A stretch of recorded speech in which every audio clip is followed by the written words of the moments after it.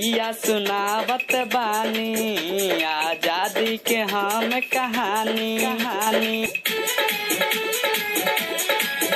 सुना भैया सुनावत बानी आजादी के हम कहानी।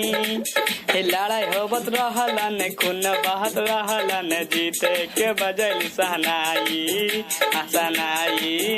आजाद हो गईल भारत माई आजाद हो गईल भारत माई आजाद हो गईल भारत माई।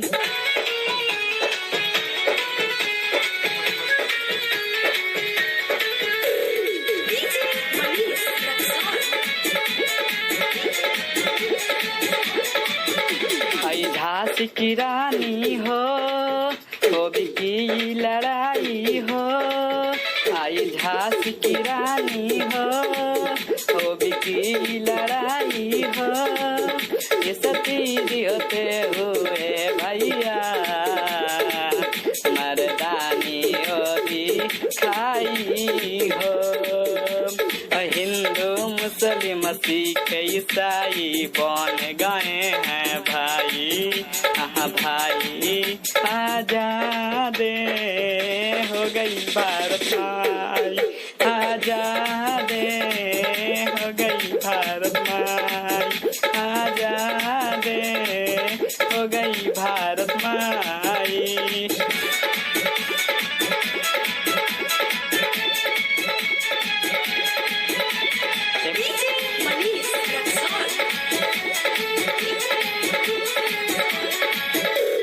माहर के बेटा हो नाम था भीमराव अम्बेडकर हो। एक माहर के बेटा हो नाम था भीमराव अम्बेडकर हो। जाति पाति वो हटाया हो भारत के संविधान लिख डाला हो। राजेश गावे आशीष नाचे बाटे चले भी अज भाई भाई आजाद हो गई भारत माई आजाद हो गई भारत माई आजाद हो गई भारत माई।